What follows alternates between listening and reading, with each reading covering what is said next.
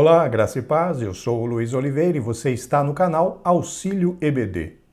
Estamos comentando a revista Lições Bíblicas Adultos da CPAD para o terceiro trimestre de 2022.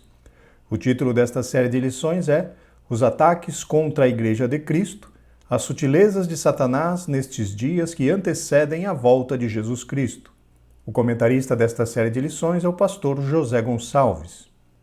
E chegamos hoje à lição de número 10, que tem por título A Sutileza contra a Prática da Mordomia Cristã. O textório da lição está no livro de Gênesis, no capítulo 14, versículo 20, e nos diz: E Abrão deu-lhe o dízimo de tudo. Já a verdade prática nos ensina: contribuir financeiramente para a obra de Deus é mais que um dever, é um privilégio. É a expressão de gratidão ao Pai por todas as suas bênçãos dispensadas. A leitura bíblica em classe está no livro de Gênesis, no capítulo 14, versículos 17 ao 20. Acompanhe a leitura, por favor.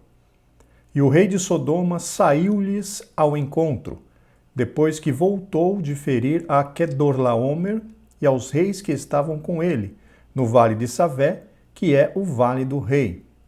E Melquisedeque, rei de Salém, trouxe pão e vinho, e este era sacerdote do Deus Altíssimo. E abençoou-o e disse: Bendito seja Abrão do Deus Altíssimo, o possuidor dos céus e da terra, e bendito seja o Deus Altíssimo, que entregou os teus inimigos nas tuas mãos, e deu-lhe o dízimo de tudo. Segundo o plano de aula da revista, esta lição tem 3 objetivos. Primeiro, expor os equívocos do Evangelho da Barganha. Segundo, mostrar que a doutrina bíblica do dízimo está sob ataque. E, finalmente, terceiro, afirmar a doutrina bíblica da mordomia cristã. Meus irmãos, como de costume, gostaria de lembrá-los que, para aqueles que assim desejarem, o arquivo com as notas de aula que eu utilizei para a gravação desta videoaula está disponível para download. O link para download estará aqui, logo abaixo na descrição deste vídeo. Outro sim, conforme temos repetido durante todo esse trimestre, montamos alguns grupos de WhatsApp para que os irmãos possam receber os materiais que nós disponibilizamos aqui do canal, que seria o arquivo com as notas de aula e o link para o vídeo assim que ele é liberado. Se você quer entrar em um dos nossos grupos, por favor, envie uma mensagem nesse WhatsApp que está aparecendo aqui na sua tela, que o nosso irmão Terêncio, com muita gentileza, estará encaminhando para você os links, dos grupos que nós temos montados. É importante lembrar, meus irmãos, que nós temos 4 grupos de WhatsApp e todos eles recebem o mesmo material. Isso significa que não é necessário que os irmãos entrem em mais do que um grupo. Apenas um grupo é suficiente para que o irmão possa receber o arquivo com as notas de aula e o link dos vídeos assim que ele for liberado. Então, o irmão ou irmã querendo entrar em um dos grupos, por favor, mande uma mensagem nesse WhatsApp que está aparecendo aqui na sua tela, que o nosso irmão Terêncio lhes responderá com os links dos grupos. Agora sim, vamos para o comentário. Introdução. Nesta lição, abordaremos a doutrina bíblica da mordomia cristã. Há muitos equívocos, incompreensões, distorções em torno dessa doutrina. Meus irmãos, em 2019, no terceiro trimestre, nós estudamos com a revista Lições Bíblicas Adultos da CPAD vários aspectos deste tema mordomia cristã.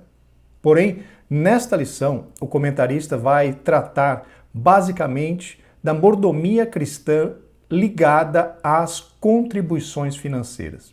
Nós sabemos que quando se trata de contribuição ou quando se pretende falar de contribuição financeira na igreja, gera-se muita polêmica entre os irmãos. É um assunto bastante delicado porque há muitas vertentes que tratam deste tema, afirmando, conforme nós veremos no decorrer da lição, em primeiro lugar, que dízimo ele é coisa para o Antigo Testamento, que no Novo Testamento nós não somos, o crente não precisa dar dízimo porque não há nenhuma ordem direta escrita na Bíblia a esse respeito. Enfim, é um tema bastante polêmico, porém é um tema muito importante de ser tratado de tempos em tempos na escola dominical, para deixar os conceitos relacionados à contribuição bastante fundamentados na nossa mente e no nosso coração.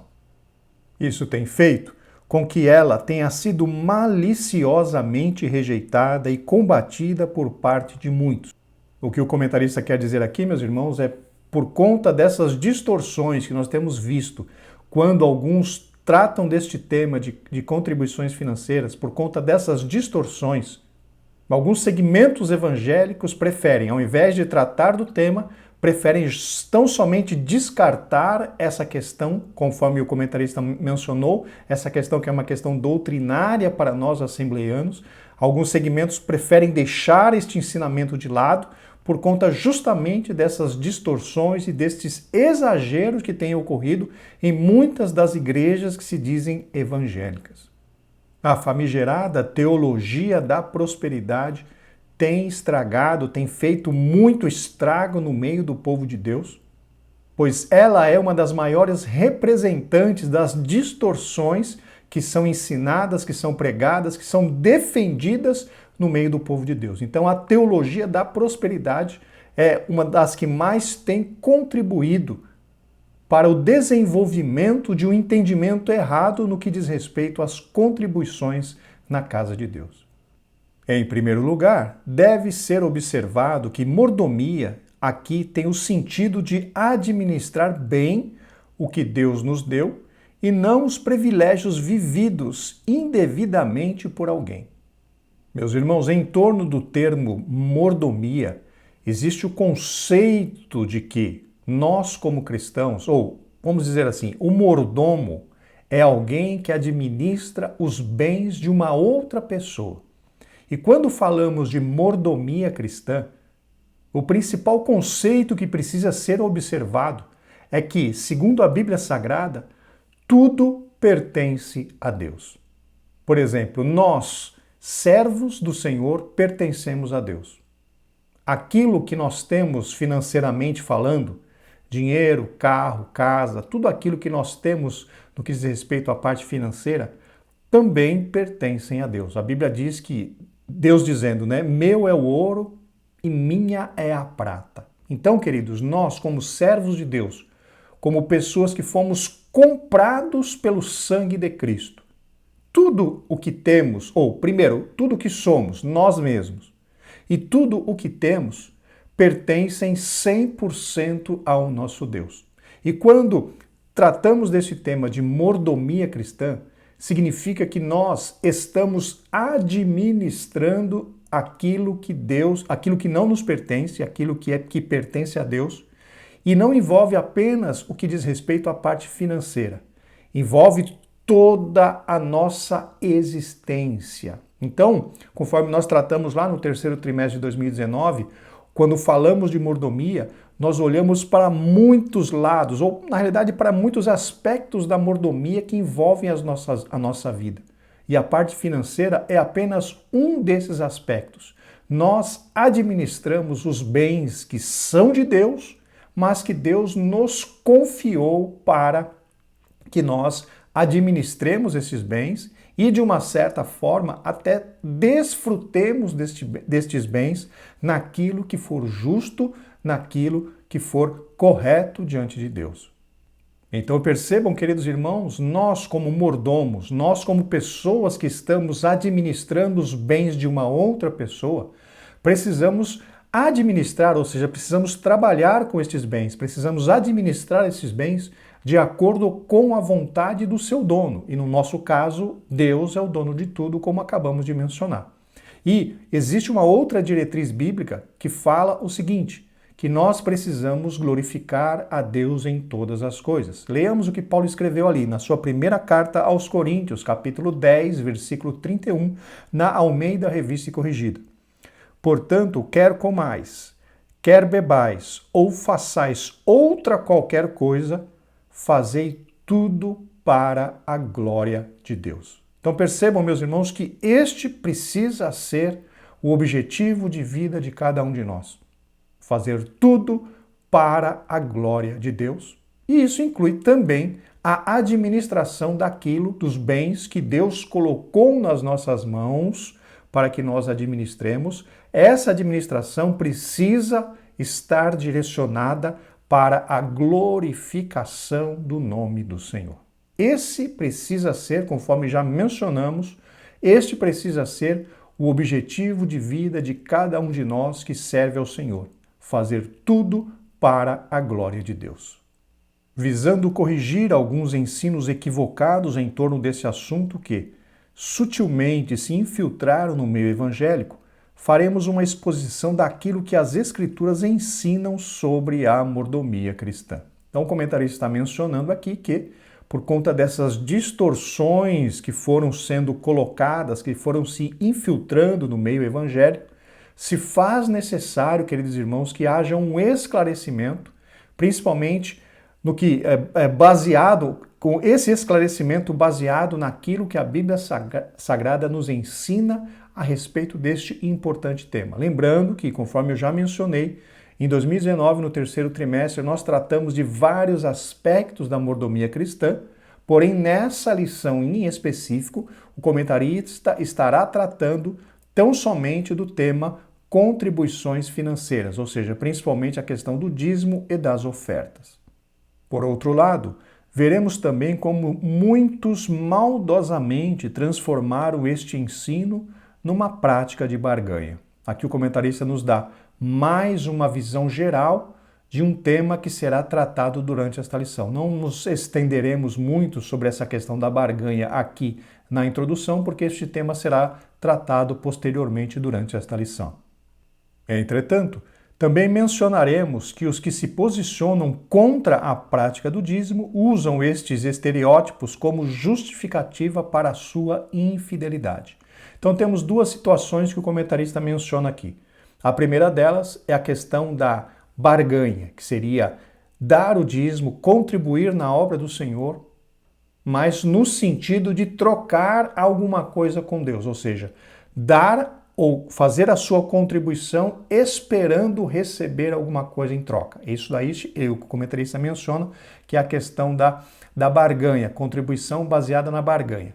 Já num segundo momento, ele cita a questão das pessoas que, por conta dessas distorções, principalmente difundidas pela teologia da prosperidade, algumas pessoas acabam não mais cumprindo esse dever de contribuir na casa do Senhor, porque acabam, como que eu posso dizer, generalizando tudo. Porque algumas igrejas cometem alguns excessos, porque são dirigidas pela teologia da prosperidade, algumas pessoas acabam generalizando e considerando todas as igrejas, todos os pastores, como pessoas que não são dignas, né, de confiança, não são dignas de estarem recebendo o seu dízimo e preferem não mais contribuir, não mais dizimar. Então nós teremos, durante esta lição, o comentarista estará tratando durante esta lição desses dois principais temas. A questão da teologia da barganha, que é eu dou, mas eu quero receber em troca, e também aqueles que, por conta desses escândalos que estão acontecendo aí por causa principalmente da teologia da prosperidade, pararam de contribuir na casa de Deus porque acabaram generalizando. Ou seja, pensam que todos os pastores, todas as igrejas estão somente de olho no dinheiro dos fiéis, o que não é verdade, principalmente na nossa igreja. Finalmente, mostraremos que a prática do dízimo e das ofertas, longe de ser um fardo, ou seja, de ser alguma coisa de sacrifício no sentido de ser algo muito pesado, é a expressão de gratidão por parte do cristão que se sente agraciado por Deus. Aqui o comentarista menciona que o ato de contribuir representa um ato de gratidão de cada um de nós em relação ao Deus Todo-Poderoso. E não apenas uma gratidão, mas como ele mencionou, se eu não me engano, na verdade prática, a contribuição precisa ser considerada por cada um de nós como sendo um privilégio que temos diante do Senhor. A palavra-chave para esta lição é mordomia. Chegamos agora ao tópico 1, conhecendo o evangelho da barganha. Subtópico 1, dízimos e ofertas como moeda de troca. Infelizmente, o ensino bíblico da mordomia cristã tem sido desvirtuado e distorcido. o que é uma doutrina genuinamente bíblica tem se transformado numa prática de barganha. Conforme mencionamos, meus irmãos, prática de barganha justamente é aquela questão. Eu dou, mas eu quero receber alguma coisa em troca. É o que vulgarmente chamamos do toma lá, dá cá. Alguém que somente contribui porque está esperando receber mais do que aquilo que contribuiu em troca. Para nós, salvos em Cristo Jesus, a Bíblia fala, Paulo diz, né, através das páginas das Escrituras, que tudo o que fazemos para Deus, para que tenha algum valor, precisa ser feito tendo como fundamento o amor. E o que isso significa? Significa que quando nós vamos ofertar, quando nós vamos devolver o nosso dízimo para a casa de Deus, o que nos motiva o que nos motiva a fazer isso precisa ser o nosso amor por Deus. Porque se nós agirmos baseado em qualquer outra motivação, não sendo o amor, essa ação diante de Deus não tem valor. Paulo é muito claro quando disse: ainda que eu falasse a língua dos homens e dos anjos e não tivesse amor, seria como o metal que soa ou como o sino que tine. Ainda que eu distribuísse, percebam, ainda que eu distribuísse a minha fortuna para os pobres, entregasse o meu corpo para ser queimado e não tivesse amor, nada disso me aproveitaria. Então percebam, meus irmãos, que as ações que não são motivadas pelo nosso amor a Deus e o amor ao próximo, essas ações não têm valor diante de Deus. Então, quando olhamos para as contribuições, nós precisamos entender que elas também precisam estar baseadas no nosso amor por Deus. Quando devolvemos o nosso dízimo para a casa do Senhor, nós não podemos fazer isso como sendo uma obrigação. Nós temos que fazer isso como um ato de gratidão a Deus. Se nós ganhamos R$1.000, nós temos que pegar os R$100, que é o dízimo, e devolver à casa do Senhor com alegria e dizendo: Senhor, muito obrigado por este salário de R$1.000 que tu colocaste nas minhas mãos. Eis aqui os 10% que são teus, segundo a tua palavra. Estou devolvendo com alegria e com amor, porque tu me deste a oportunidade de ganhar esse dinheiro, de receber este salário que é teu, e eu estou devolvendo a tua parte. Então percebam, queridos irmãos, que tudo o que motiva a vida do cristão tudo o que nós fazemos precisa estar baseado, precisa estar motivado pelo nosso amor ao Senhor. Então, a teologia da barganha, ou o evangelho da barganha, como o comentarista mencionou, diante de Deus não tem valor algum. Nós não podemos fazer nada para o Senhor no intuito de receber alguma coisa em troca, mas sim, nós temos que fazer para o Senhor por amor. Glórias ao nome do Senhor para sempre. Então nós vemos que essa teologia, essa prática de dar alguma coisa para Deus querendo receber muito mais, não está correta, segundo a Bíblia Sagrada nos ensina, e a pessoa também pode até por uma eventualidade, em algum momento, receber alguma coisa e achar que isso está funcionando. Mas biblicamente falando, queridos irmãos, essa não pode ser a motivação do cristão no que diz respeito à contribuição e nem no que diz respeito a coisa nenhuma para Deus ou na casa de Deus. Tudo precisa ser feito baseado no amor. Se não for baseado no amor, não gera resultado espiritual, não gera aceitação diante do Senhor, o Deus Todo-Poderoso. Técnicas de arrecadação de fundos são usadas para explorar os incautos e mais pobres. Vale de tudo. E o que é pior, tudo em nome de Deus e da fé. Percebam, meus irmãos, que essa questão do toma lá da cá, da teologia da prosperidade, essa questão, esse lado, vamos dizer assim, não esse lado, mas esta prática da teologia da prosperidade, que fala, olha, você precisa dar para que Deus te devolva multiplicado, isso nada mais é do que uma técnica que explora um dos lados mais obscuros do ser humano, que é o quê? Que é a ganância. O amor ao dinheiro, o desejo desenfreado de enriquecer. Então a teologia da prosperidade apela justamente para este lado que é muito forte em todos os seres humanos. O desejo de crescer, o desejo por dinheiro, a ganância, aquela ambição terrível de querer crescer, de querer possuir, de querer enriquecer, enfim. Isso é uma questão, uma das características mais comuns no ser humano, essa ganância, esse desejo por possuir, por crescer, por enriquecer. Isso é algo natural. E justamente a teologia da prosperidade toca nesse ponto principal. Então, quando o comentarista menciona aqui que os mais pobres, né, são aqueles que mais são afetados e os incautos são aquelas pessoas que não pensam muito, né, antes de tomar as suas decisões, essas pessoas são as mais atingidas, porque nessas pessoas, segundo nos dá a entender, nós encontramos esta ambição mais desenvolvida, ou seja, a pessoa acaba acreditando nos líderes que pregam essa teologia da prosperidade, acaba acreditando neles, nas suas mentiras, nas suas enganações, nas suas distorções do verdadeiro evangelho, e a pessoa, como tem o desejo de mudar de vida, tem o desejo de crescer, tem o desejo de prosperar, acaba entregando tudo que tem nas mãos dessas pessoas e depois descobrem que tudo aquilo é enganação. Tudo aquilo é apenas uma técnica para poder tirar todo o dinheiro dessas pessoas.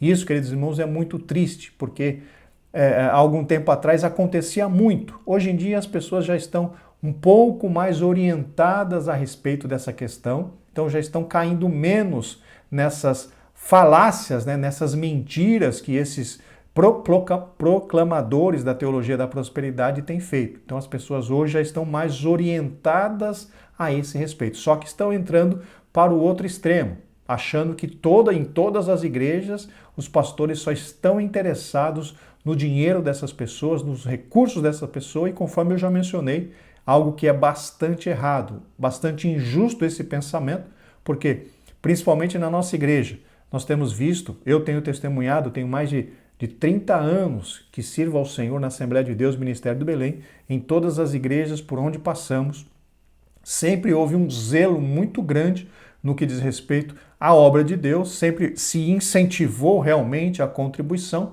mas nunca era para uso próprio, porque na nossa igreja a estrutura é diferenciada de outras igrejas, a administração não é centralizada, a administração ela é departamentalizada, ou seja, tem um grupo que administra as finanças da igreja, então isso torna muito mais difícil alguém tirar algum dinheiro para benefício próprio. Então, na nossa igreja Assembleia de Deus, pelo menos por onde nós passamos, setor 9, Itaquera, lá em São Paulo, depois fomos para Limeira, passamos lá mais vários anos ali em Limeira, com o pastor Joel Amâncio, depois com o pastor Levi Ferreira, sempre tivemos total transparência ali na secretaria, na tesouraria da igreja, todas as pessoas, principalmente em Limeira, que foi o último período que nós passamos, o pastor Levi sempre diz, né, olha, se você quer saber aonde está sendo aplicado o seu dízimo, vá até a tesouraria, vá até a secretaria, que os secretários, as pessoas que trabalham lá vão te mostrar aonde está sendo aplicado o seu dízimo,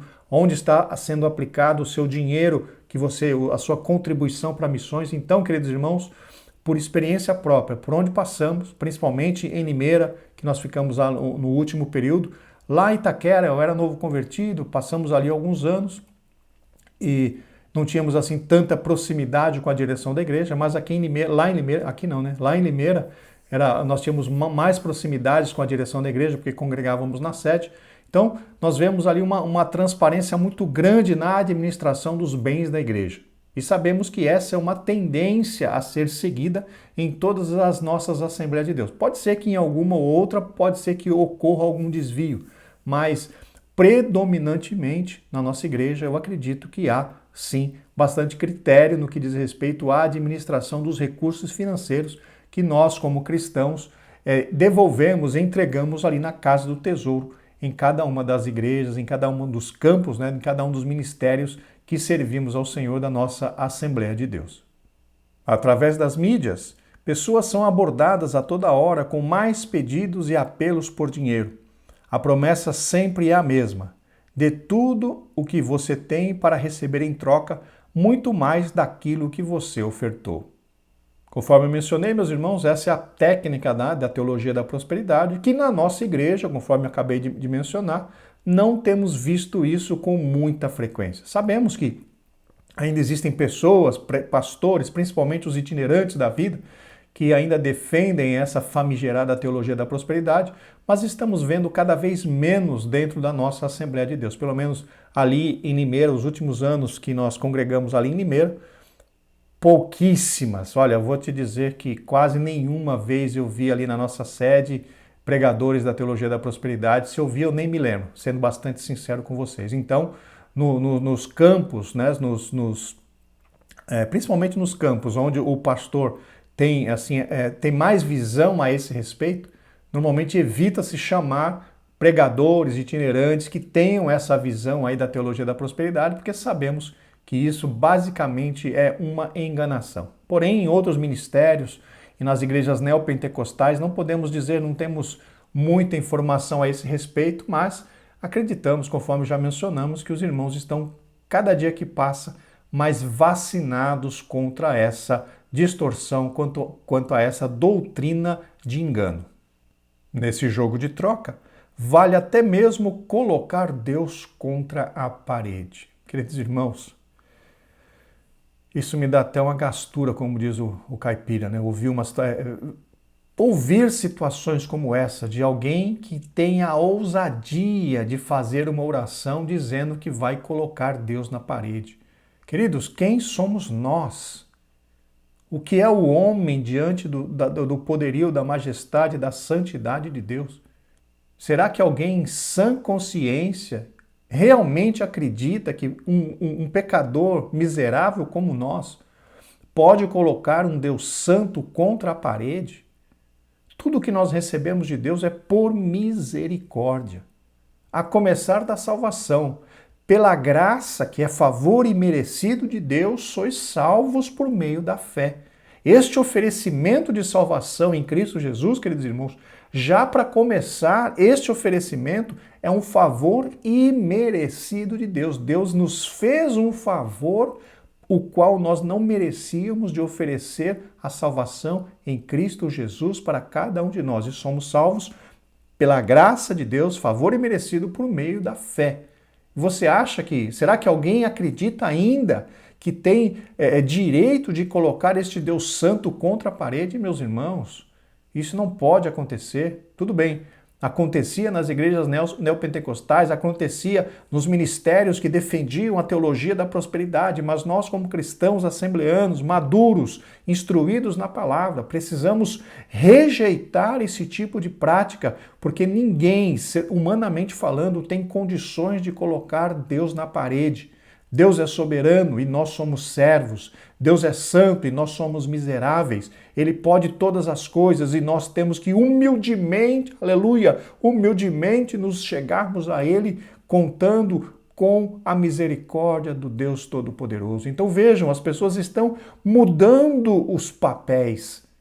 Quando alguém quer colocar Deus na parede, está assumindo o lugar de Deus e colocando Deus como sendo um empregado, alguém que é obrigado a fazer o que ele está falando. Queridos, nós em que somos constrangidos a obedecer o que Deus fala, Deus é soberano, Ele pode todas as coisas e não há ser humano que consiga colocar Deus na parede. Ele é quem manda, Ele é o soberano, Ele é o dominador, Ele é o criador, Ele é o todo-poderoso. O ser humano não pode entrar neste caminho de petulância, querendo colocar o Deus Santo contra a parede.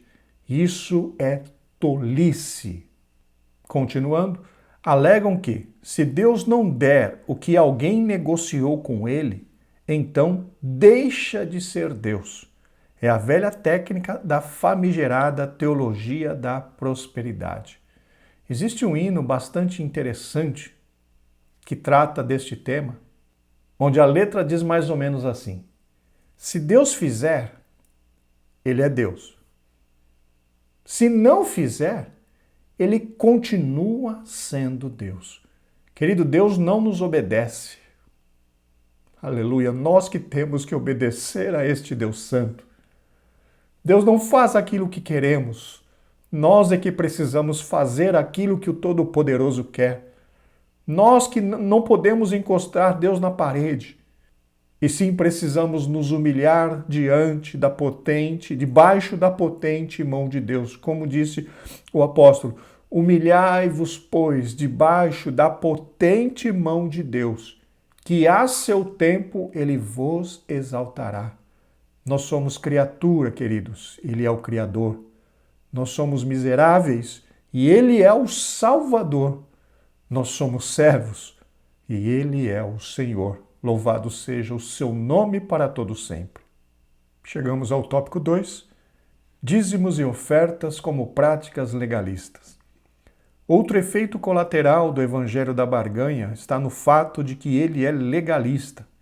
Isso quer dizer que torna a prática do dízimo e das ofertas algo meritório, ou seja, algo que nos dá algum mérito diante de Deus. Meus irmãos, aqui precisamos entender um conceito bíblico bastante importante. Todos nós sabemos que, conforme acabei de mencionar há pouco, que a nossa salvação é pela graça de Deus, ou seja, um favor imerecido que Deus nos ofereceu através da fé. Paulo diz, pela graça sois salvos por meio da fé. Isso não vem de vós, ou seja, a salvação por meio da fé não vem de vós. Não fomos nós que quisemos ser salvos, não fomos nós quem provemos a salvação, isso não vem de vós, é dom de Deus. É Deus quem nos deu essa oportunidade. Aí Paulo segue dizendo, não vem das obras para que ninguém se glorie. Ou seja, nós não fomos salvos pelas obras porque éramos bonzinhos. Nós somos salvos por causa da fé, pela graça de Deus, por causa da fé. Então, o que nos faz entrar pela porta da salvação é a graça de Deus, somos salvos pela graça através da fé. Então, é a fé, a nossa fé que nos impulsiona a entrar através de Cristo. Nós nos arrependemos dos nossos pecados, cremos em Cristo Jesus como nosso Senhor e Salvador e entramos pela porta que é Cristo Jesus. Ele mesmo diz, eu sou a porta, ninguém vem a Deus, eu sou o caminho, a verdade e a vida, ninguém vem ao Pai senão por mim. Cristo, então, ele é o caminho e ele também é a porta. Eu sou a porta, diz ele. Se alguém entrar por mim, salvar-se-á. Então, Jesus Cristo é a porta. Nós entramos por ele e para entrar por Cristo, para entrar pela porta, precisamos da fé. Porém, queridos irmãos, depois que nós entramos pela porta, existe um caminho a ser trilhado até a glorificação. O pastor Antônio Subirá separa, a questão da salvação em 3 estágios. E eu acho bastante interessante esta visão dele e vou compartilhar com vocês. O primeiro estágio é justamente entrar pela porta, que é Cristo. Entramos através de Cristo por causa da fé. Pela graça de Deus, através da fé. Então entramos por Cristo. Só que depois que nós entramos na salvação, nós começamos a trilhar um caminho. E que caminho é esse? Justamente um caminho da santificação, o caminho da nossa transformação, dia após dia, cada vez mais parecidos com Cristo. Então, para que nós entremos em Cristo, nós precisamos da fé. E justamente foi a fé que nos trouxe para a salvação. Porém, uma vez aqui dentro, uma vez trilhando o caminho, Tiago nos diz claramente que nós precisamos das obras para confirmar a fé que nós dizemos ter. Então percebam, nós não somos salvos pelas obras, nós somos salvos pela fé. Porém, se não tivermos as obras para confirmar a fé, nós corremos o risco de perder a salvação. É uma coisa, algumas pessoas até acham, acabam achando um pouco estranha essa colocação, mas o que a Bíblia nos diz? Vamos ler o que diz ali, Tiago, capítulo 2, versículo 14, na Nova Versão Transformadora. De que adianta, meus irmãos, dizerem que têm fé, se não a demonstram por meio de suas ações? Acaso esse tipo de fé pode salvar alguém? O que Tiago está querendo dizer aqui? Não adianta nós apenas dizermos que temos fé. Se nós entramos no caminho da salvação, se nós passamos pela porta que é Cristo Jesus, através da fé, glória a Deus. Porém, a permanência no caminho da salvação precisa ser garantida através das nossas obras. E que obras são essas? Justamente a obediência aos mandamentos de Cristo.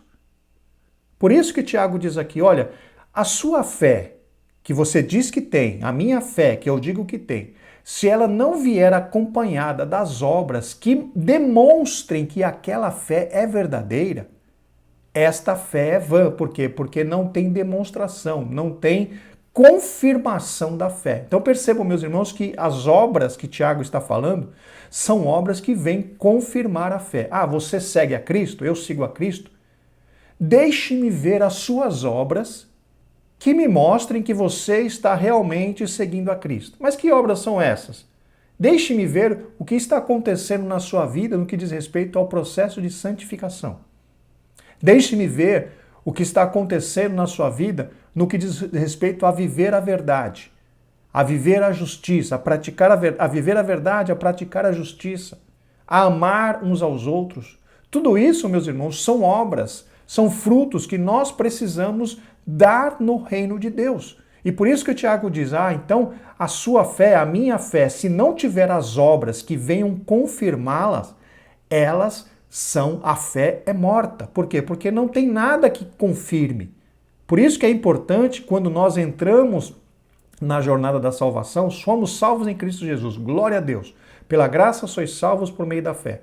Só que a partir daí nós precisamos começar a dar frutos.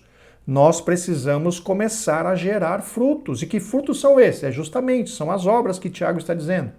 Precisamos ter frutos de justiça, viver uma vida justa, viver uma vida santa, viver uma vida obedecendo a Deus, viver uma vida amando os nossos irmãos, amando os nossos inimigos, contribuindo, enfim. Todas essas ações são obras e todas essas ações são frutos que estão demonstrando a nossa salvação. Mas aí alguém pode perguntar, então, irmão Luiz, você está querendo dizer que são as obras que salvam? Não, meus irmãos, eu não estou falando que as obras salvam. Eu estou falando que as obras, segundo o próprio Tiago diz, confirmam a fé que nós afirmamos ter. Em resumo, se nós somos salvos pela fé e as obras confirmam essa fé que nós temos.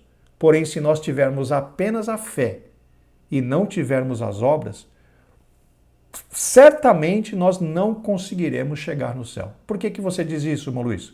Porque Tiago diz, a fé sem obras é morta. E outra, Jesus Cristo diz, por que me chamais Senhor, Senhor e não fazeis o que eu digo? Vejam, meus irmãos, quem tem fé chama a Cristo de Senhor. Quem tem fé aceita que Cristo é Senhor. Mas o Senhor pergunta, por que você me chama, aleluia, Senhor, Senhor, se você não faz o que eu digo? Ou seja, você diz que tem fé, mas as suas obras desmentem a fé que você afirma ter. Nós não podemos ser cristão apenas de palavras. Eu creio em Deus, eu sirvo a Deus. Nós precisamos ter frutos. Nós precisamos demonstrar para o inferno que nós estamos frutificando para o reino de Deus. E que frutos são esses? São as nossas obras. Então, queridos, nós somos salvos pelas obras? Não, nós somos salvos pela fé. Mas se nós não tivermos se nós não tivermos obras, nós não conseguiremos confirmar a fé. Precisamos ter a fé de salvação, mas precisamos ter a obra que confirma esta fé. Porque o próprio Tiago disse que adianta, meus irmãos, dizerem que têm fé se não a demonstram por meio de suas ações? Então, queridos, as obras que precisamos fazer, elas simplesmente demonstram e confirmam a fé que nós afirmamos ter. Por exemplo, nós não contribuirmos para sermos salvos. Nós contribuirmos porque somos salvos. Nós não mentimos, ou seja, nós evitamos a mentira, fugimos da mentira porque queremos ser salvos. Ou seja, isso não nos faz salvo, mas isso nos confirma que nós já estamos salvos. Nós não roubamos porque somos salvos. Nós não mentimos porque já somos salvos. Nós andamos em justiça porque já somos salvos. Ou seja, essas atitudes não nos salvam, elas mostram que nós já somos salvos. Porque o próprio Paulo diz: não vem das obras para que ninguém se glorie. Por quê? Porque somos feituras de Deus. Deus nos construiu, Deus nos formou, Deus nos regenerou para que pratiquemos as boas obras. Então que fique claro, nós não fazemos boas obras para sermos salvos. Nós praticamos as boas obras porque já somos salvos. As obras estão confirmando a fé que nós afirmamos ter. Espero que tenha ficado claro para todos os irmãos. E quando se fala a respeito da contribuição, nós não contribuímos para ser salvos. Nós contribuímos porque já somos salvos. E o comentarista menciona aqui da questão do legalismo, né? Da contribuição para que alguém pareça ter algum mérito diante de Deus. Não, meus irmãos. Nós não contribuímos porque a contribuição faz com que nós sejamos salvos. Não. Nós contribuímos porque nós já somos salvos, já somos libertos da avareza, do amor ao dinheiro, da idolatria. Nós fazemos as obras porque já somos salvos. E nunca para ser salvo, como pregam outras religiões aí que não o verdadeiro cristianismo, o verdadeiro ensinamento bíblico. Essas práticas tornam-se fatores fundamentais para a salvação. Quando elas são consideradas meritórias, a salvação deixa de ser pela graça para se tornar pelas obras. Aqui, o comentarista fala justamente a questão eu estou fazendo para ser salvo. Eu estou realizando, eu estou contribuindo para ser salvo. Eu estou dizendo a verdade para ser salvo. Mas na realidade, a salvação é pela fé, pela graça de Deus, através da fé, e as obras que nós fazemos é justamente porque nós já somos salvos. Então existe uma grande diferença em relação a esses dois pontos de realizar alguma coisa para ser salvo ou realizar alguma coisa por já ser salvo. E é esse segundo caso que se aplica a nós cristãos. Nós não mentimos porque já somos salvos. Nós não adulteramos porque já somos salvos.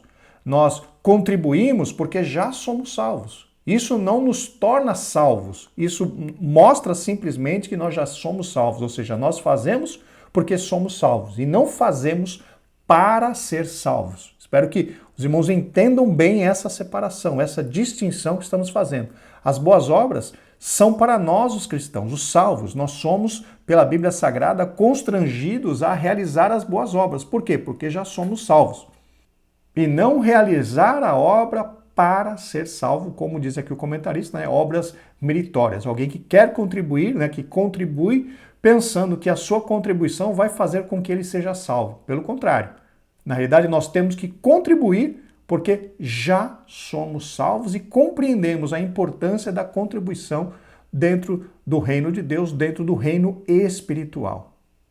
Evidentemente, esta é uma distorção da verdadeira mordomia cristã.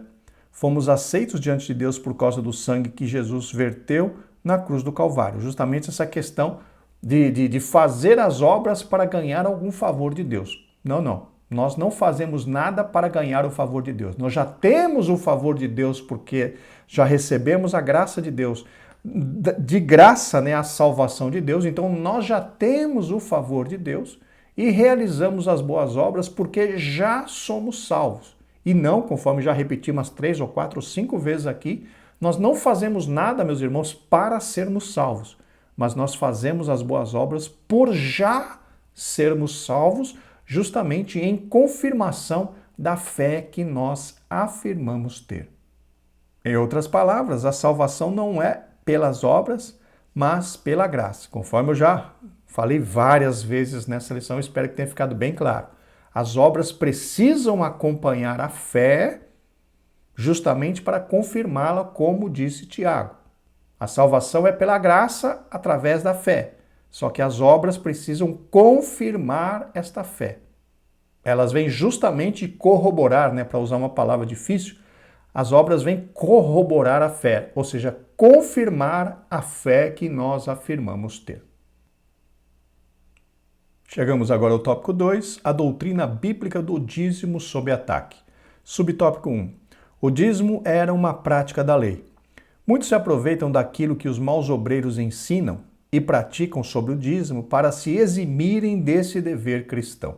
Aqui, meus irmãos, é um discurso que nós sempre ouvimos e sempre iremos ouvir a respeito da questão do dízimo, que o dízimo era algo da lei de Moisés. O dízimo era algo que era praticado apenas ali no Antigo Testamento, porque ele era algo da lei de Moisés. E aqui o comentarista menciona aquela questão que eu falei há pouco a respeito da generalização. Ou seja, por conta de escândalos que acontecem em alguns lugares, algumas pessoas acabam querendo abandonar a prática do dízimo, principalmente baseada na ação, segundo o comentarista colocou aqui, na ação e na doutrina, no ensinamento de alguns que ele chama aqui de maus obreiros, pessoas que muitas vezes não creem naquilo que a Bíblia diz, pessoas que muitas vezes estão apegados tanto ao dinheiro que não aceitam, por exemplo, a questão de contribuir na casa de Deus e acabam, se essas pessoas são líderes, são pessoas que acabam tendo influência sobre outras pessoas, essas pessoas acabam contaminando o pensamento daqueles que o ouvem e também fazendo com que neles haja um comportamento, né, que negue essa necessidade, que negue essa dádiva, né, esse privilégio, como o comentarista chama, de nós podermos contribuir na casa de Deus. A alegação mais comum, dentre muitas outras que existem, é que a prática do dízimo era um preceito mosaico. Neste caso, por viver na nova aliança, o cristão estaria desobrigado a praticá-lo. Aqui, meus irmãos, é aquela velha história. Devo dar dízimo ou não devo dar dízimo? Tem alguma menção do dízimo no Novo Testamento? Tem alguma ordem direta do dízimo no Novo Testamento ou só no Antigo Testamento, como nós sabemos? Então, aqui, essa questão, esse eterno combate entre aqueles que ainda estão apegados ao dinheiro, que querem arrumar alguma desculpa para não dizimar na igreja, e aqueles outros que entenderam que dizimar é um conceito que transcende a lei de Moisés. Nós veremos mais para frente que a prática do dízimo, ela veio lá de trás, antes da lei de Moisés, antes de Israel ir para o Egito, antes de todas as coisas, a questão do dízimo já era observada ali no Antigo Testamento. O que aconteceu na lei de Moisés foi uma normalização, uma normatização. O que significa normatização? A lei de Moisés veio dar norma para a prática do dízimo, mas ela vem de muito antes da lei de Moisés. Então, esse discurso, né, que alguns têm de que o dízimo é um ato ali do Antigo Testamento, o dízimo é um ato ali da lei de Moisés e nós, na nova aliança, não precisamos seguir isso. Então isso é uma eterna briga a esse respeito e aqui a nossa intenção é trazer apenas um esclarecimento a respeito desse assunto. Em primeiro lugar, baseado naquilo que nós cremos, naquilo que eu creio, que está em completa concordância em relação àquilo que a nossa igreja defende. Se por algum acaso algum dos irmãos que nos ouvem acha que não deve pagar o dízimo, essa é uma responsabilidade sua, meu irmão, minha irmã, diretamente com Deus. A nossa posição aqui é tentar esclarecer, dar os motivos, dar as razões pelas quais um cristão precisa dizimar, precisa ofertar, pois fazendo isso, ele não estará obedecendo à lei de Moisés. Ele estará seguindo um princípio bíblico do dar e receber. Um princípio bíblico de gerar, de plantar sementes espirituais, né? Plantar sementes no reino espiritual para que essa semente germine e venha a trazer abundância na vida desta pessoa, que não tem nada a ver com a lei da barganha, queridos. É um outro princípio espiritual que está contido na própria palavra de Deus. Continuando, como vimos na leitura em classe, A prática do dízimo antecede a lei de Moisés. Quando se fala em dízimo, meus irmãos do Antigo Testamento, temos este caso de Abrão que nós lemos, tanto na leitura bíblica em classe, quanto no texto áureo, quando fala que Abrão deu os dízimos de tudo ali para Melquisedeque. Nós temos este caso que é o mais emblemático que nós lembramos na Bíblia, mas também temos um outro caso, que é o caso de Jacó, que faz um voto diante do Senhor, mencionando também o dízimo. Vamos ler o que está ali em Gênesis capítulo 28, versículos do 20 ao 22, na Almeida Revista e Corrigida. E Jacó fez um voto dizendo: se Deus for comigo e me guardar nesta viagem que faço, e me der pão para comer e vestes para vestir, e em paz tornar a casa de meu pai, o Senhor será o meu Deus, e esta pedra que tenho posto por coluna será a casa de Deus. E de tudo quanto me deres, certamente te darei o dízimo. Então vejam que temos aquele caso clássico de Abrão dando o dízimo a Melquisedeque, e também temos a menção do dízimo aqui na vida de Jacó, num período que foi muito antes da lei de Moisés. Então nós vemos que a prática do dízimo, a prática de dar 10% daquilo que nós temos para o Deus Todo-Poderoso, já vem de muitos e muitos séculos, inclusive antes da lei de Moisés. Então aqueles que se apoiam nessa questão dizendo, mas o dízimo está ali na lei de Moisés. Não, a Bíblia menciona que lá atrás já tivemos, no mínimo, o patriarca Abrão e também Jacó mencionando a questão do dízimo, mencionando a respeito da prática do dízimo. Então o dízimo antecede em muito a lei de Moisés. Abraão deu o dízimo de tudo que tinha centenas de anos antes da lei. Portanto, a desculpa de que não se devolve o dízimo porque esta prática é uma prática limitada à lei de Moisés não se sustenta.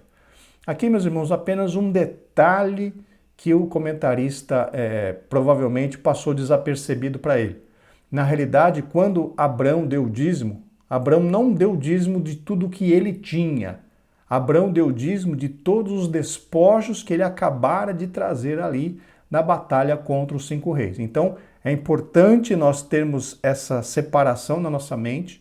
Naquele momento ali para Melquisedeque, Abrão não deu o dízimo de tudo aquilo que ele tinha. Ele deu o dízimo de todos os despojos que ele havia trazido da guerra, porque Melquisedeque veio se encontrar com Abrão ali, logo depois que Abrão voltou da batalha contra os 5 reis. Então Abrão não estava nem na casa dele ainda, não tinha chegado nem aonde estavam os rebanhos dele. Então não tinha como Abrão tirar o dízimo dos seus rebanhos que estavam lá esperando o seu retorno.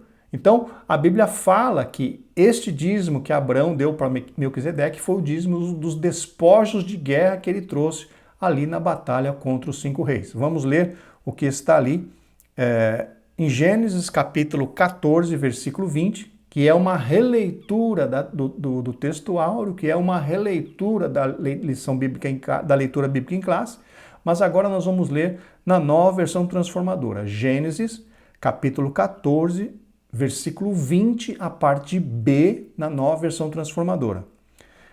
Então Abrão entregou a Melquisedeque 1/10, ou seja, o dízimo, de todos os bens que havia recuperado, ou seja, do despojo da guerra. Abrão deu 10% para Melquisedeque, deu o dízimo ali para o sacerdote do Rei Altíssimo ali da cidade de Salém. Então percebam que esse detalhe é importante, porque na Almeida Revista e Corrigida diz, e deu Abrão o dízimo de tudo. Mas esse tudo não era o tudo que Abrão tinha, e sim de tudo que ele havia trazido como despojo ali da batalha contra os 5 reis. É apenas um detalhe? Sim, mas é um detalhe bastante importante. Na verdade, há uma justificativa muito mais plausível, muito mais aceitável para quem se exime ou se nega a devolver o dízimo: o amor ao dinheiro. Aqui o comentarista está sendo muito enfático em dizer: aquele que se nega a devolver o dízimo significa que ainda está amando o dinheiro. Geralmente, as pessoas que criam obstáculos ou desculpas para entregar seus dízimos, quando este é um ensinamento oficial de sua igreja, assim agem por conta de terem sido mal disciplinadas ou porque são extremamente apegadas aos bens materiais. Em outras palavras, são pessoas presas pela avareza.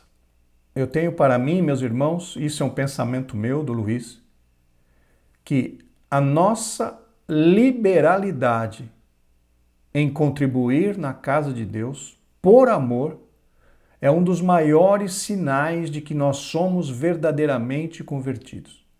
E por que é que eu digo isso? Em primeiro lugar, meus irmãos, o próprio Senhor Jesus Cristo diz que nós não podemos servir a Deus e a Mamon. Quem é Mamon? Justamente as riquezas. As riquezas, elas competem com Deus para ter um lugar no coração do homem. Então, alguém que não seja apegado ao dinheiro, no sentido de adorar ao dinheiro, amar ao dinheiro mais do que a Deus, esta pessoa, com essa atitude da liberalidade em contribuir no reino de Deus, ela está dando uma demonstração de que essa pessoa é verdadeiramente convertida, de que ela não está servindo ao dinheiro. O comentarista foi bem duro ao mencionar essa questão, de que as pessoas normalmente que não querem dar o dízimo são pessoas que ainda estão amando o dinheiro, são pessoas que ainda estão presas à avareza, ou seja, presas ao amor ao dinheiro, não querem compartilhar o seu dinheiro. Na realidade, meus irmãos, falando aquilo, reforçando aquilo que eu falei lá no começo da nossa lição, Deus é o dono de tudo. Deus é o nosso dono, Deus é o dono de tudo aquilo que temos, Ele é o dono de tudo. E um sinal de que nós aceitamos esse senhorio de Deus, ou reconhecemos que Deus é o dono de tudo, um sinal disso, dessa crença, dessa aceitação nossa, é justamente a nossa liberalidade. Nós não estamos desperdiçando, é importante eu falar isso. Essa liberalidade, meus irmãos, não é no sentido de esbanjar o dinheiro.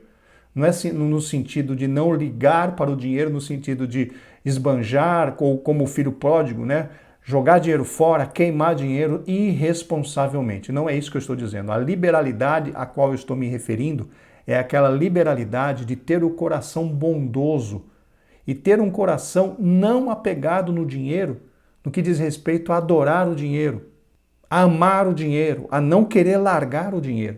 Porque, meus irmãos, o nosso dinheiro é de Deus. Se nós não pudermos dar o dízimo, 10% daquilo que nós ganhamos, daquilo que Deus tem colocado nas nossas mãos para nós administrarmos, se nós não conseguirmos devolver esses 10% para a casa de Deus, significa que o dinheiro é mais importante para nós do que o próprio Deus. Significa que nós amamos mais o dinheiro do que amamos a Deus. E é por isso que eu digo que aquele que consegue contribuir por amor na obra de Deus, ele está demonstrando que realmente ele é convertido, que ele não serve ao dinheiro. Eu entendo que esta minha fala pode deixar muitas pessoas desconcertadas, podem incomodar muitas pessoas, mas, queridos, pensem nisso. Deus provou a Abraão naquilo que ele mais amava, e no que foi? O filho dele, Isaque. Leve Isaque, o teu filho, e oferece para mim no monte que eu te mostrarei. Abraão pegou o seu filho, Isaque, levou lá para o monte Moriá e ia oferecer ao menino aquilo que ele mais amava, ele ia oferecer para Deus, mostrando que Abraão amava a Deus acima de todas as coisas. E a nossa relação com o dinheiro, meus irmãos, precisa ser da mesma forma. Nós precisamos amar mais a Deus do que ao dinheiro. Isso faz com que nós sejamos liberais no que diz respeito, não irresponsáveis, entendam isso. Nós temos que ter a liberalidade no reino de Deus, mas não sermos irresponsáveis com o dinheiro, porque dinheiro não perdoa a irresponsabilidade de ninguém. Precisamos ser liberais no sentido de pagar os dízimos, no sentido de ofertar, no sentido de repartir com outras pessoas, porque o próprio Cristo diz que fazendo isso, nós estaremos montando um tesouro no céu, guardando, montando, formando um tesouro no céu. Agora, quando nós nos recusamos a cooperar na obra de Deus, nós estamos mostrando, nós estamos dizendo e afirmando que nós amamos mais o dinheiro do que o próprio Deus, que é o dono de todas as coisas. Então reflita nisso. Reflita nessa situação. Aquele que consegue contribuir com amor, ser fiel nos seus dízimos e ofertas, está mostrando no reino espiritual que verdadeiramente não está servindo ao dinheiro, e sim está servindo ao Deus Todo-Poderoso. Louvado seja o seu nome para sempre. E por fim, meus irmãos, gostaria de acrescentar mais uma situação. Paulo menciona que a avareza é idolatria. Vamos ver o que está ali em Colossenses, a carta de Paulo aos Colossenses, capítulo 3, versículos 5 e 6, na Almeida Revista e Corrigida. Mortificai, pois, os vossos membros que estão sobre a terra, a prostituição, a impureza, o apetite desordenado, a vil concupiscência e a avareza, que é idolatria, pelas quais coisas vem a ira de Deus sobre os filhos da desobediência. Veja aqui que Paulo fala claramente. A avareza, ou seja, o amor ao dinheiro, é idolatria. Está muito claro, meus irmãos. Não há como negar essa situação. Aquele que é avarento, ele vai ficar fora do céu, porque Paulo diz: avareza é idolatria. Subtópico 2, o dízimo como contribuição imposta. Há também aqueles que dizem que não devolvem seus dízimos hoje porque consideram essa uma prática imposta e não uma contribuição voluntária. Aqui, meus irmãos, precisamos ser, como sempre, bastante sincero com vocês. Na realidade, não existe no Novo Testamento uma obrigatoriedade, um versículo que diga assim: você é obrigado a trazer o dízimo. No Novo Testamento não há um versículo a esse respeito. Porém, no Novo Testamento existem muitos conceitos que precisam ser observados. Como assim conceitos que precisam ser observados? Por exemplo, Cristo, ele não falou em nenhum lugar a respeito de não dizimar. Pelo contrário, Cristo, uma vez que ele foi repreender ali os escribas, ele citou a respeito do dízimo, que os escribas deveriam continuar dando o dízimo. Então, apesar de nós não termos um versículo que diga claramente no Novo Testamento, olha, vocês são obrigados a pagar o dízimo, nós obedecemos conceitos e entendemos pelos conceitos que nós vemos no Antigo Testamento que a nossa fidelidade nos dízimos é uma expectativa de Deus. Por que nós dizemos isso? Existe um versículo, alguns versículos na Bíblia Sagrada que causam até arrepios na vida das pessoas. Muitas vezes se lê lá Malaquias 3:10, né? Que vós me roubais, porque como é que nós roubamos? Nos dízimos, nas ofertas alçadas. Apesar daquele versículo ser bastante, vamos dizer assim, está se referindo ao Antigo Testamento, ou estar no Antigo Testamento, aquele versículo ele apresenta um conceito muito importante para nós. E que conceito é este? O conceito de que realmente 10% daquilo que nós recebemos é uma parte de Deus. Porque se nós olharmos ali em Malaquias 3, nós veremos que Deus chama de ladrão as pessoas que não dão dízimo. É muito claro o texto ali. Vós me roubais. E no que roubamos o Senhor? Nos dízimos, nas ofertas alçadas. Ali, com maldição, sois amaldiçoados, vocês conhecem o versículo. Então, ali apresenta um conceito, queridos irmãos, um conceito espiritual, de que os dízimos, 10% daquilo que nós recebemos, é do Senhor. Se alguém é chamado de ladrão, é porque se apossou de algo que era de outra pessoa. E quando Malaquias afirma que as pessoas que não dão dízimo são ladrões, significa que a pessoa está se apossando de alguma coisa que não lhe pertence. E isso é um princípio espiritual, isso é um conceito espiritual que não tem nada a ver com a lei de Moisés. Por quê? Porque, como nós mencionamos, a questão do dízimo foi tratada antes da lei de Moisés, no Antigo Testamento ainda foi tratada antes da lei de Moisés, foi normatizada na lei de Moisés. Porém, lá em Malaquias, que é um dos últimos livros da Bíblia, menciona que quem não dizima está roubando a Deus. Isso significa que Conceitualmente, 10% daquilo que nós ganhamos pertence ao Senhor. Deus quer que nós devolvamos para Ele em sinal de fidelidade. Ah, irmão Luiz, mas não tem isso no Novo Testamento. Como eu disse, nós estamos tratando de conceitos, não estamos tratando de lei, não estamos tratando de mandamento, estamos tratando de conceito. Se 10% daquilo que os israelitas ganhavam era de Deus e quem não dava o dízimo estava roubando a Deus, este conceito também se aplica a nós, de uma forma até potencializada. Como assim potencializada? Meus irmãos, hoje nós precisamos fazer muito mais do que o israelita fazia, porque o israelita estava limitado à lei. E hoje nós somos, porque fomos comprados por Cristo, pertencemos 100% a Cristo, e não apenas nós, mas tudo aquilo que nós temos. Então, se nós formos olhar o que é de direito, não apenas 10% do que temos pertence a Deus, mas 100% do que temos pertence a Deus. 100% daquilo que somos, devemos tudo a Deus, e tudo pertence a Deus. E o pastor Anderson Silva, lá da igreja Vivo por Ti, lá de Brasília, aquele pastor que é bem polêmico, que, enfim, vocês conhecem das redes sociais, ele tem uma postura que eu acho bastante interessante e faz todo o sentido biblicamente falando. Qual que é a postura dele em relação ao dízimo? Ele não defende o pagamento do dízimo. Por quê? Ele defende que o dízimo era algo da lei, o dízimo era algo que foi normatizado na lei. Hoje nós não podemos dar, nós não devemos dar o dízimo, nós devemos dar tudo para o Senhor, não só os 10%.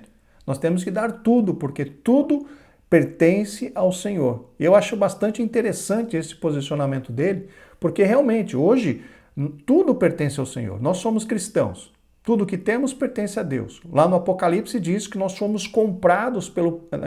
Não, parece que é Pedro que fala, né? Nós somos resgatados na nossa vã maneira de viver pelo sangue de Cristo. Ou seja, nós somos comprados. Lá em Apocalipse diz que nós somos comprados pelo sacrifício de Cristo, pelo sangue de Cristo, nós somos comprados. Então, nós somos 100% de Deus.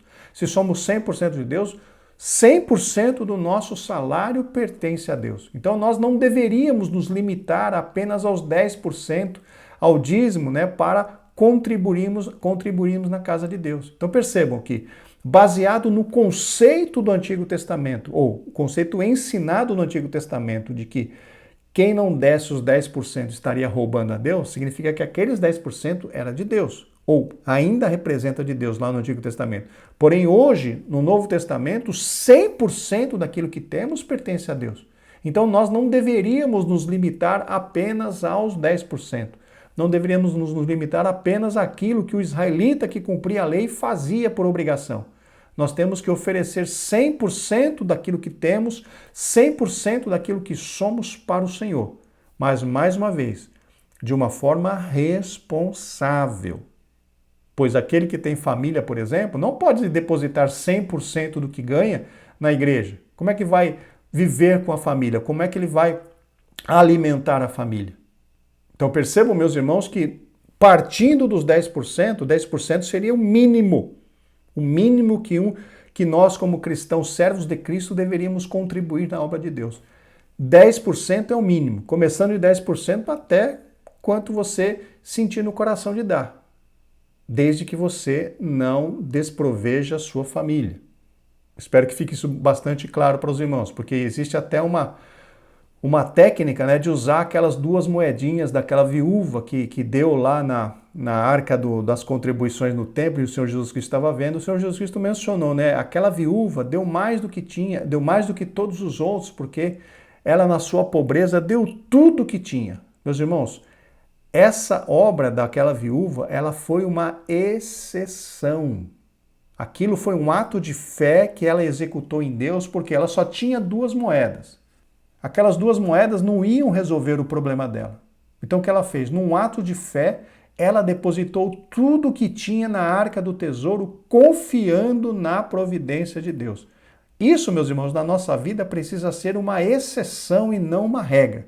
Tudo bem, tem pessoas que são chamadas para viver 100% pela fé.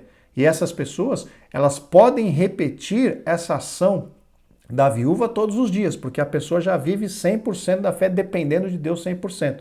Mas nós que temos emprego, nós que temos família, nós não podemos fazer isso, depositar tudo que nós temos todos os meses. Nós vamos viver de quê?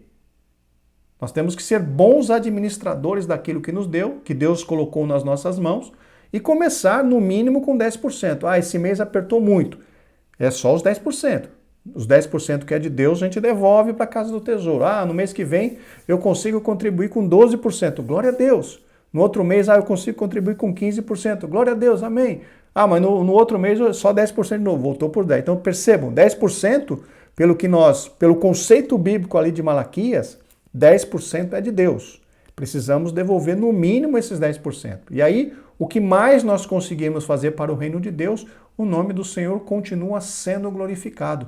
Louvado seja o nome do Senhor. E para entender e para conseguir fazer isso, meus irmãos, tem que ser verdadeiramente convertido. Não pode ser avarento, porque se a avareza dominar o coração da pessoa, se o amor ao dinheiro dominar o coração da pessoa, a pessoa nunca vai conseguir ter essa liberalidade para a obra de Deus. Continuando, de acordo com aqueles que assim pensam, não haveria nada no Novo Testamento que respaldaria a entrega do dízimo.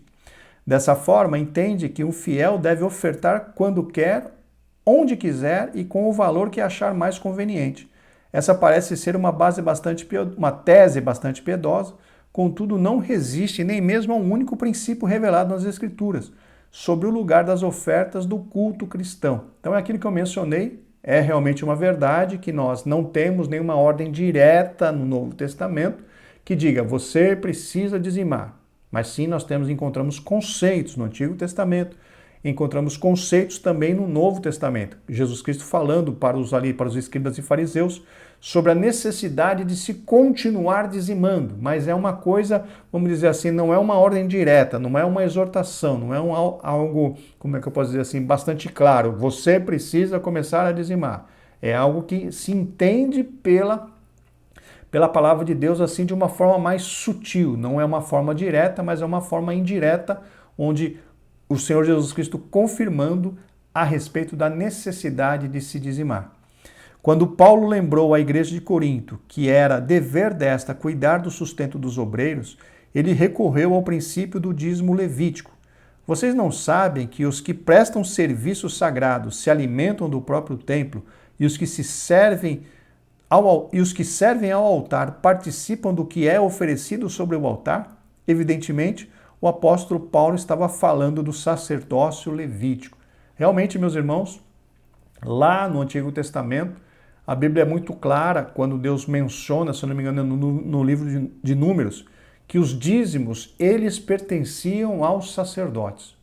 Deus deu aos levitas, aos sacerdotes, todos os dízimos que o povo de Israel entregavam na casa do tesouro, justamente por quê? Porque eles tinham o seu ministério na casa do Senhor. Então, aqueles dízimos, eles serviam para sustentar os sacerdotes, os levitas, aqueles que trabalhavam no serviço religioso, para que esse serviço, esse serviço sacerdotal, esse serviço ali no templo, não parasse por conta de que eles deixassem ali a obra de Deus para poder fazer o trabalho secular. Então, aqueles dízimos, aquelas contribuições, elas serviam, entre outras coisas, também para o sustento daqueles que trabalhavam na obra do Senhor.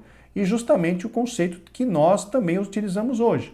Se não houver, como nós temos igrejas montadas, igrejas organizadas, igrejas formadas, com ministério, com despesas de água, energia, internet, aqui nos Estados Unidos usa-se muito a questão do ar-condicionador de ar, porque às vezes é muito quente, às vezes é muito frio. Então precisa-se ter uma infraestrutura, tem a questão do salário dos obreiros que são 100% dedicados na obra, tem o salário, a ajuda de custo daqueles obreiros que têm o seu emprego secular, mas atendem também dirigindo igrejas, então essas pessoas acabam recebendo uma ajuda de custo para ajudar no seu combustível. Então, meus irmãos, tudo envolve dinheiro. Se nós fracassarmos nessa questão de levarmos os nossos dízimos para a igreja não consegue se sustentar, se autossustentar, porque a igreja não gera renda. A igreja acaba sendo sustentada, sendo mantida por aquilo que nós, cristãos, fazemos através das nossas contribuições, através dos nossos dízimos, através das nossas ofertas. Este é o meio que a igreja usa para se manter e também para expandir o trabalho cristão. Se os cristãos fecham as mãos, se os cristãos não cumprem as suas responsabilidades de contribuir na casa do Senhor, não há como a igreja permanecer aberta, não há como se fazer a obra de Deus da forma como deveria ser feita. E nós vemos que a questão da contribuição, ela começou ou ela se confirmou lá em Jerusalém, quando a igreja primitiva se reunia ali. O que acontecia? As pessoas vendiam as suas propriedades e traziam todo o dinheiro e entregavam ali para os apóstolos, né, para os discípulos do Senhor Jesus Cristo administrar esse dinheiro e manter aqueles irmãos que estavam ali todos fazendo a obra de Deus. Então nós vemos que a contribuição já acontece ali no Novo Testamento, já na igreja primitiva, das pessoas vendendo as suas propriedades e trazendo os seus recursos e depositando ali para os apóstolos, né, para os discípulos de Cristo fazerem essa administração em benefício de todos aqueles que viviam em comum naquela época. Então nós já vemos que a contribuição já vem lá desde a igreja primitiva. Se esse não era um princípio válido na nova aliança, então por que ele usou? Como viveria hoje um obreiro que fosse mantido por um crente que esporadicamente devolvesse seus dízimos e ofertas? Aqui o comentarista faz a pergunta, né, como nós acabamos de mencionar. Se nós não cumprimos a nossa obrigação diante de Deus de levar e devolver os dízimos para a igreja não conseguirá se manter aberta. A igreja não conseguirá se manter na estrutura que nós encontramos hoje. Então, queridos irmãos, precisamos cumprir a nossa responsabilidade diante de Deus de devolver no mínimo os 10%, que é o conceito, que é o princípio observado ali, que nós encontramos ali no Novo Testamento, que fica muito claro ali, explicitado no livro ali do profeta Malaquias. Chegamos agora ao tópico 3, a doutrina bíblica da mordomia cristã. Subtópico 1, Deus, o Criador e Provedor. O primeiro princípio básico da doutrina da mordomia bíblica está no fato de que Deus é o Criador e Provedor de tudo. Do Senhor é a terra e a sua plenitude, o mundo e aqueles que nele habitam, conforme diz lá no Salmos 24, verso 1. O Deus que fez o mundo e tudo o que nele há, sendo o Senhor do céu e da terra, ali em Atos 17, 24. Tudo o que existe no mundo, incluindo todas as suas riquezas, foi criado por Deus. Tudo de bom que existe provém dele. Conforme mencionei, Deus é o dono de tudo. E principalmente nós, cristãos da nova aliança, fomos comprados pelo sangue de Cristo derramado na cruz do Calvário. Então somos propriedade de Deus. E se nós somos propriedade de Deus, tudo aquilo que nós temos também é tudo propriedade de Deus. Tudo pertence ao Senhor. É Deus, portanto, a fonte de toda e qualquer riqueza que porventura o homem venha a possuir. Esse princípio é claramente ensinado por Moisés. Lembre-se do Senhor, seu Deus, porque é Ele quem lhes dá força para conseguir riquezas. Assim, o sábio Salomão sabia que a bênção do Senhor é que enriquece. Ser dizimista e ofertante nada mais é do que reconhecer o Senhor como fonte provedora de tudo. Aqui, meus irmãos, o comentarista menciona nessa questão de que se nós prosperamos na vida material, essa prosperidade nós devemos também a Deus, porque conforme nós já mencionamos, Ele é o dono de todas as coisas. Ele é o nosso dono, Ele é o dono do ouro, da prata, o dono de tudo aquilo que existe na terra.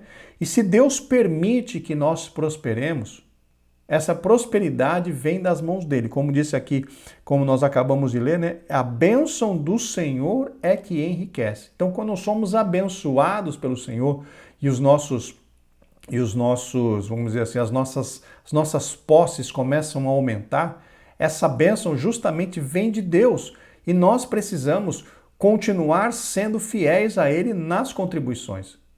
Porque é justamente continuando a ser fiel nas contribuições é que nós provamos, entre aspas, né, que nós realmente sabemos que aquela prosperidade vem das mãos de Deus e nós estamos prosperando porque a bênção de Deus está sobre as nossas vidas. Então precisamos compreender isso. Precisamos ser fiéis quando estamos ganhando pouco e continuar sendo fiéis quando o Senhor nos prospera, quando o Senhor nos faz ganhar muito. Precisamos ser fiéis tanto no pouco quanto no muito, porque tudo aquilo que temos e a prosperidade que nós alcançamos, tudo isso vem das mãos do Senhor. Subtópico 2, o homem como despenseiro e administrador das coisas de Deus. Outro princípio igualmente importante no que concerne a mordomia cristã está no fato do homem ser despenseiro das coisas que Deus criou. Meus irmãos, despenseiro é aquele, assim como o mordomo, né? Ele cuida das coisas que pertencem a outra pessoa. E o despenseiro, ele cuida justamente da despensa, né? Do local dentro da casa onde se encontra principalmente a questão da comida, né? Os bens ali, as coisas que vamos dizer assim, que trazem benefício para as outras pessoas. A despensa da casa é onde nós encontramos alimento, onde nós encontramos aquilo que nos sustenta fisicamente. E os despenseiros são aqueles que administram as coisas de Deus, as coisas que representam alimentação, principalmente alimentação espiritual. Isso significa que nós, como servos de Deus, como despenseiros, nós temos acesso aos recursos que Deus disponibilizou para nós. E que recursos são esses? São vários. Entre eles, nós encontramos também a questão financeira. Mas nós temos diante de Deus, nós temos o poder de Deus, nós temos a sabedoria de Deus, nós temos a graça de Deus, nós temos a misericórdia de Deus, nós temos o amor de Deus, nós temos o poder criador, o poder curador de Deus. Tudo isso está ali na despensa de Deus e nós temos acesso para pegar estas coisas, para receber de Deus essas coisas e compartilhar com outras pessoas.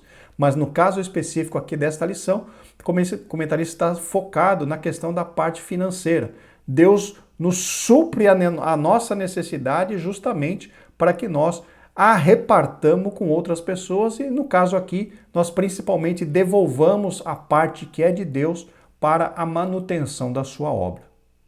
Este fato já aparece no início da criação, quando Deus criou um jardim e pôs o homem para cuidar dele. Adão foi colocado ali no Éden para, vamos dizer assim, lavrar e cuidar dele. Então, Deus colocou uma grande riqueza, uma grande posse nas mãos de Adão, para que Adão administrasse aquela propriedade e fizesse ali o que fosse necessário para mantê-la e também desfrutando das benesses que havia ali, das bênçãos que havia ali naquele jardim. Para compreender a mordomia bíblica, faz necessário saber que somos despenseiros e administradores daquilo que Deus nos deu, conforme mencionamos durante toda esta lição. Tudo aquilo que temos, tudo aquilo que somos, pertence ao Senhor e Ele permitiu que nós administrássemos tudo isso. O salário que nós recebemos não é nosso, o salário é de Deus. Só que Deus permite que nós administremos esse salário. A casa que você tem, a casa que eu tenho lá no Brasil, a casa, o carro, as coisas que nós temos, na realidade não é nossa. Elas pertencem a Deus e nós estamos apenas administrando para que o nome do Senhor seja glorificado. Conforme já mencionamos no início da lição, o nosso objetivo de vida precisa ser tudo o que fizermos que seja para a glória de Deus. No Novo Testamento, o apóstolo Paulo trata desse assunto na esfera ministerial, que os homens nos considerem como ministros de Cristo e despenseiros dos mistérios de Deus. Somos despenseiros, não donos. Conforme já mencionamos agora há pouco, dentro dessa dispensa de Deus existe tudo, toda a parte, inclusive a parte espiritual, a parte do poder e também a parte material. E Deus colocou todas essas coisas nas nossas mãos para que nós administremos. E aqui é importante o que o comentarista mencionou. Nós somos despenseiros, ou seja, administradores e não donos. Nós temos que administrar as coisas de Deus de forma que o nome do Senhor seja glorificado em todo o tempo. Quando usamos esse princípio para todas as áreas das nossas vidas, experimentamos o cuidado e o zelo de Deus. Conforme nós mencionamos, tudo que há em nós ou tudo que temos não pertence a nós, pertence a Deus, e temos que administrar tudo isso de forma a glorificar o nome do Senhor. O comentarista menciona aqui que quando usamos esse princípio de que Deus é dono de tudo em todas as áreas da nossa vida, nós experimentamos o quê? O cuidado e o zelo de Deus. O que significa isso? Que nós experimentamos a prosperidade, que nós experimentamos a graça e a misericórdia de Deus nos acompanhando nas nossas vidas. Por quê? Porque nós estamos com o objetivo de fazer tudo para que o nome do Senhor seja glorificado. E quando fazemos isso, meus irmãos, na sinceridade, A mão de Deus vem sobre as nossas vidas para nos abençoar, porque quanto mais nós glorificamos ao nome do Senhor, quanto mais nós exaltamos o nome do Senhor, mais a bênção de Deus, a graça de Deus é derramada sobre as nossas vidas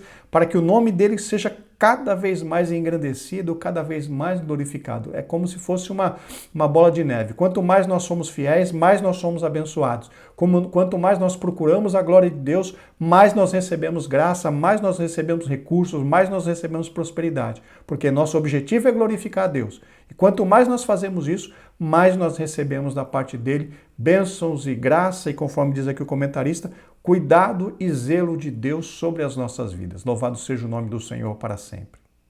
Escrevendo aos Coríntios, o apóstolo Paulo advertiu que os injustos não herdarão o reino de Deus. Ele põe na lista como sendo injustos. Olha, imorais, idólatras, adúlteros, efeminados, homossexuais, ladrões, bêbados e avarentos. Percebam então que o avarento aqui é tirado do céu.